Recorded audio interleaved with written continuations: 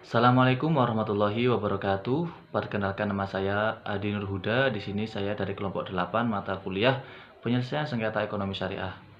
Di mana saya akan menjelaskan terkait materi di kelompok 8 yaitu bentuk-bentuk eksekusi. Nah, di mana sebelum kita membahas dari bentuk-bentuk eksekusi sendiri, perlu kita ketahui pengertian kemudian jenis-jenisnya.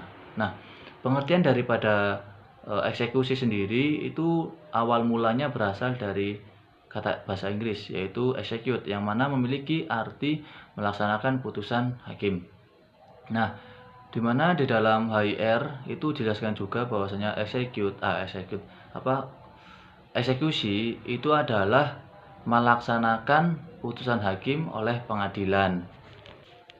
Nah, sedangkan menurut beberapa ahli, yaitu yang sering kita dengar yaitu Yahya Harahap, di mana beliau menyatakan bahwasanya eksekusi merupakan tindakan hukum yang dilakukan oleh pengadilan kepada pihak yang kalah dalam suatu perkara yang merupakan tata cara lanjutan daripada proses pemeriksaan yang berkesinambungan dari keseluruhan proses hukum acara perdata. Setelah kita mengetahui daripada pengertiannya, kini kita masuk pada jenis-jenis daripada eksekusi sendiri. Nah, di dalam penyelesaian sengketa ekonomi syariah itu ada 3 eksekusi. Yang pertama itu eksekusi pembayaran jumlah uang, di mana hal ini sudah diatur dalam pasal 194 HIR dan pasal 208 RBG, di mana eksekusi membayar jumlah uang adalah eksekusi di mana jika seorang enggan atau sukarela memenuhi isi putusan ketika ia dihukum untuk membayar jumlah uang.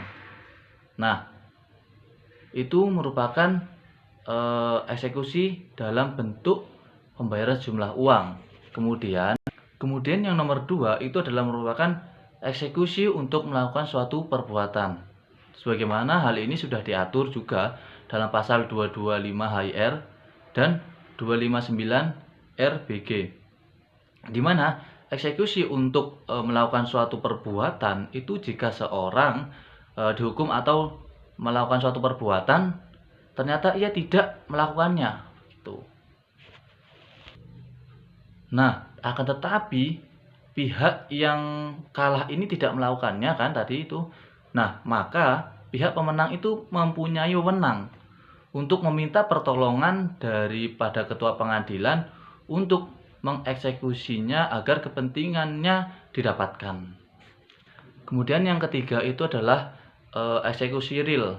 Nah, memang di dalam HIR ini tidak diatur, akan tetapi eksekusi ini sering dilakukan karena menyerupai daripada melakukan suatu perbuatan gitu. Kemudian melanjut kepada pembahasan yang terakhir, yaitu bentuk-bentuk daripada eksekusi. Nah, bentuk-bentuknya itu ada banyak. Yang pertama itu adalah bentuk-bentuk daripada eksekusi hak tanggungan, di mana hal ini Pak Mulyono itu menyampaikan bahwa hak tanggungan adalah hak jaminan yang dibebankan pada hak atas tanah sebagaimana yang dimaksud dalam Undang-Undang Pokok Agraria atau UUPA, yang tidak berikut benda-benda lain yang merupakan suatu kesatuan dengan tanah itu. Nah, secara asasnya kemudian nanti pembahasan lainnya sudah ada di makalah, nanti bisa teman-teman baca.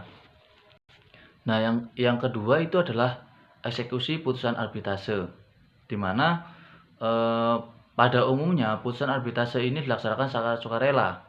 Namun apabila tidak dilaksanakan secara sukarela, maka eksekusinya akan dilaksanakan oleh pengadilan agama atau mahkamah syariah.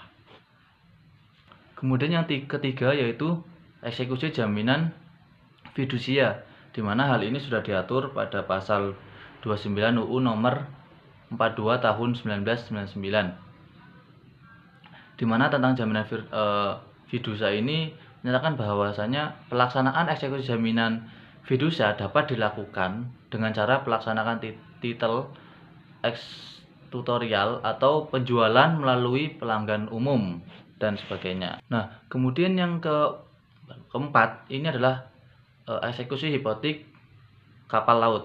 Nah, di mana hak kebendaan atas kapal yang dibukukan atau didaftarkan biasanya itu isinya di atas 20 M/3 meter kubik ya, diberikan dengan akte autentik guna menjamin tagihan utang. Nah, di situ juga di makalah sudah dijelaskan dari unsur-unsurnya, nanti juga bisa teman-teman baca. Kemudian yang terakhir itu adalah hak eksekusi hak jaminan resi gudang. Resi gudang ini merupakan badan usaha berbadan hukum yang mana mendapatkan persetujuan badan pengawas untuk melakukan penatausahaan resi gudang dan derivatif resi gudang yang meliputi pencatatan, penyimpanan, kemudian pemindah bukuan sampai kepada penyediaan sistem dan juga jaringan informasi.